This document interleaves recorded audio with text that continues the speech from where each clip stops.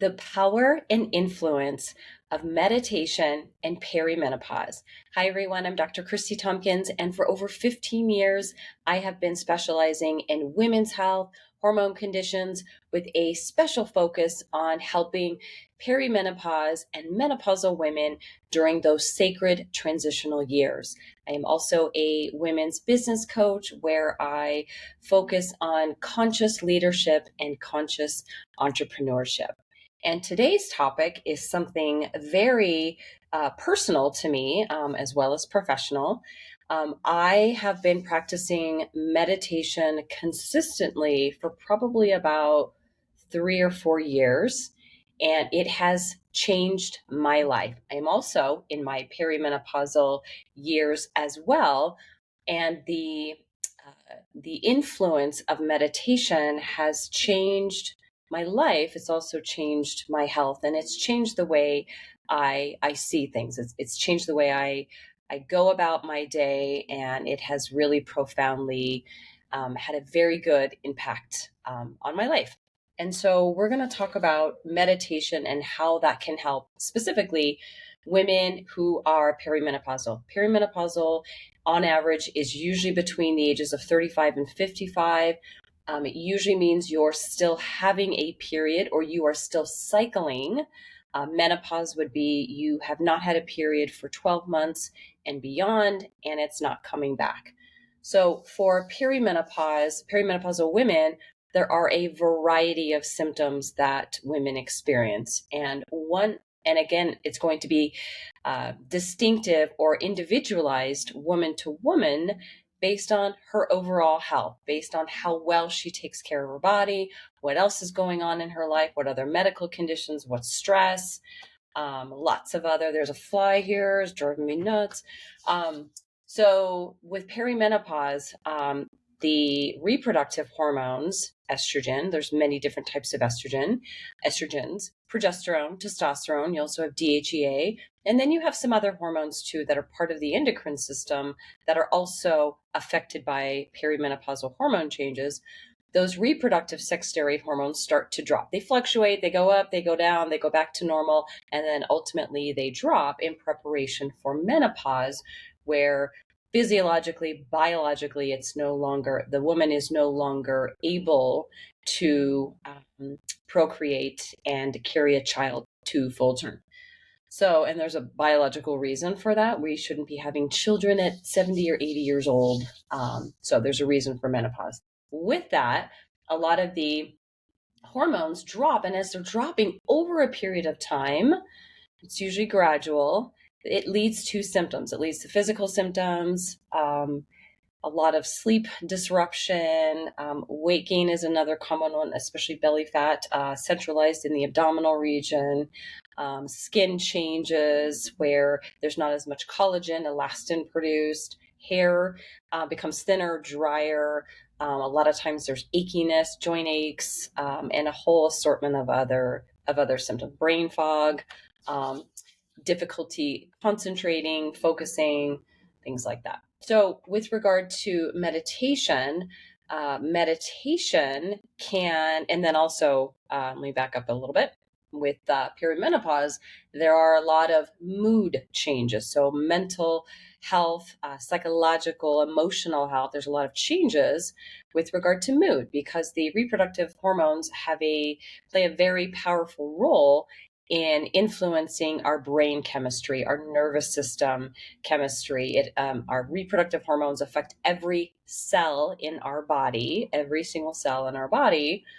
And with the hormone changes, a lot of women experience more anxiety, maybe more depression, maybe a bit more fatigue around your cycle or brain fog, difficulty focusing, concentrating, quickly coming up with something that you normally would have been able to creatively gather your thoughts, your ideas when you are younger.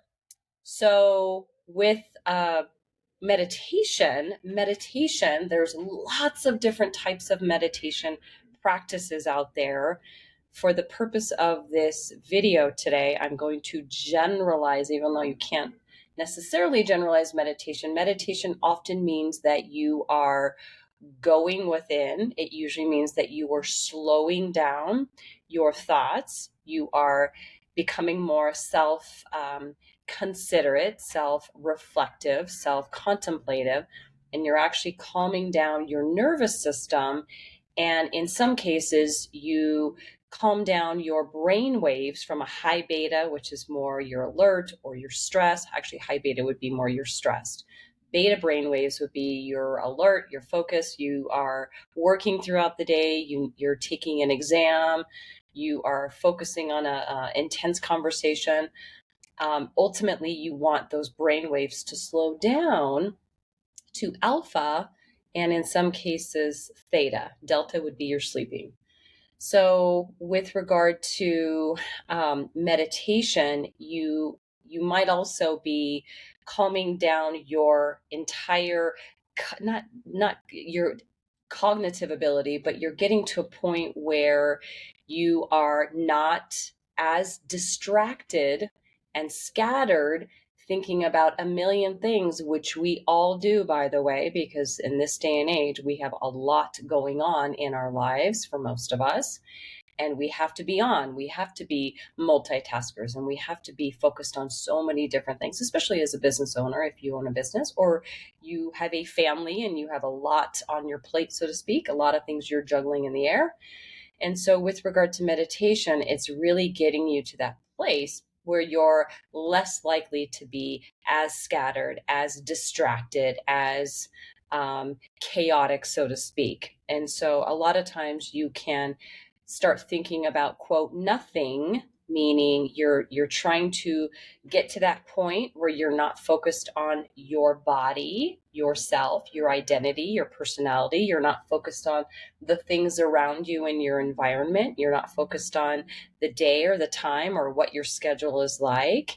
And so you're trying to get to as still a moment or still as possible with the help of guided meditations. I love guided meditations. I love music. I love music and guided meditations through many different meditation teachers, spiritual teachers, other types of mentors or guides that can walk you and lead you through a meditation. That is my favorite. So, and again, there's lots of resources that you can find through meditation apps. It's kind of a trending thing right now. I love Insight Timer. I also follow Dr. Joe Dispenza's meditations as well. And there's a few other teachers that I follow those meditations. And so for me, it has been a game changer in my life and in my health, just in general as a human being, but especially as I've noticed my body's going through hormone changes. So one of the things that I've noticed, and a lot of my female clients have mentioned, is interrupted sleep. So not sleeping that long, deep, restful sleep like we did back when we were teenagers in our 20s, maybe our 30s. And so that sleep, because of progesterone dropping, and a lot of times estrogen dropping as well, and in some cases testosterone dropping, and sometimes there's a rise in cortisol because of those hormones dropping. That's a stressor to the body that causes interrupted sleep. You add in things like stress, erratic blood sugar swings, you add in, a snoring partner next to you, you add in all these other, another medical condition, other types of possibilities where the sleep might be interrupted, but it's even more sensitive to getting interrupted or hijacked, so to speak. And so meditation, whether it's something that you can do before you go to bed, you can always meditate if you wake up in the middle of the night, which is very common. You can also start your day with a beautiful meditation practice.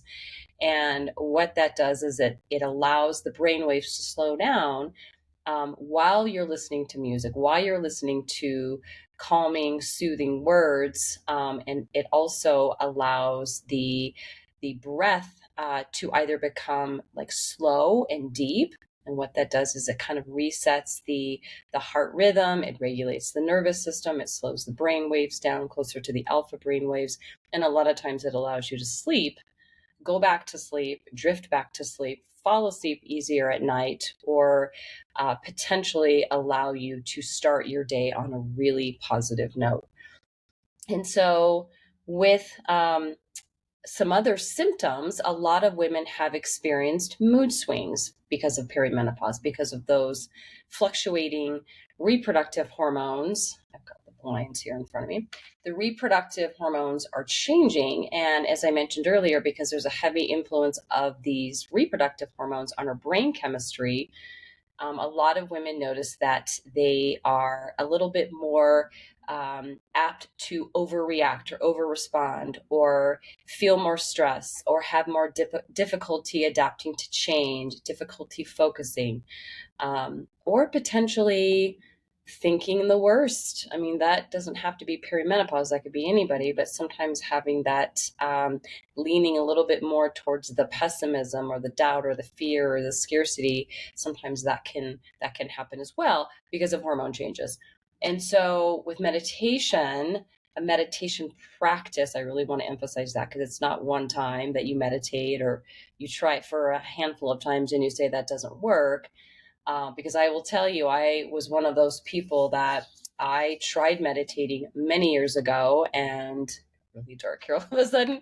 I tried meditating years ago and I couldn't do it. I just wasn't the right time. I didn't give it enough time. I wasn't practicing enough. And so with the right timing, I love the saying, when the student is ready, the teacher appears.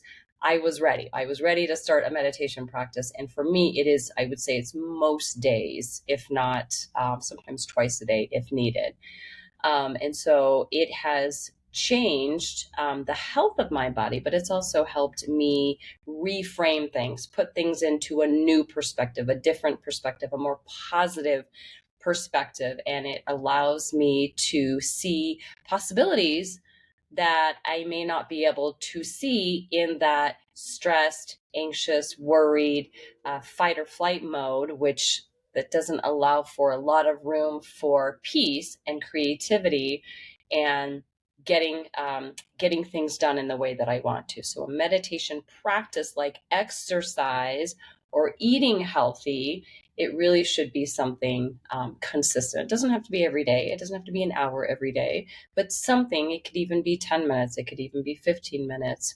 It could be something that you do in your car if you're on a lunch break, or if you are waiting to pick up your kids. It's something that you can do while you're sitting there, well, I don't know about sitting in traffic, because you need to be alert and keep your eyes open so you can drive. But it's something that you can do any time of day. There's no right or wrong answer here.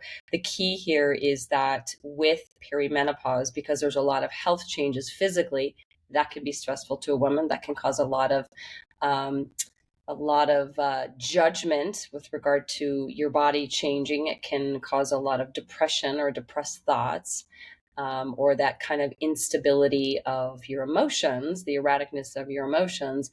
A meditation practice can help mitigate that. It doesn't take you back to age 25. It doesn't take you back to age 35. But what it does is it helps your body adapt to the physical and emotional and psychological changes that are happening in your body.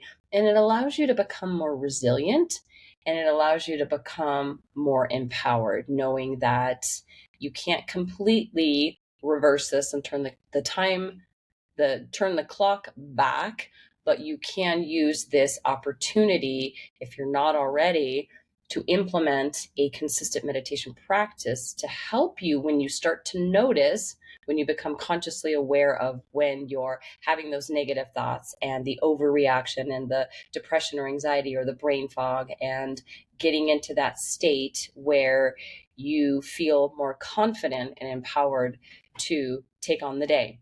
I want to emphasize that this should always be, most often, should be paired with a really nourishing, nutrient-rich diet, whatever that happens to be for you, something that is less on the refined sugar, the refined carbohydrates, the processed foods, the overly packaged foods, the pro-inflammatory foods, and less on the alcohol, and less on any other types of recreational drugs. And certain medications actually can interfere with not only your health, but also your perimenopausal symptoms.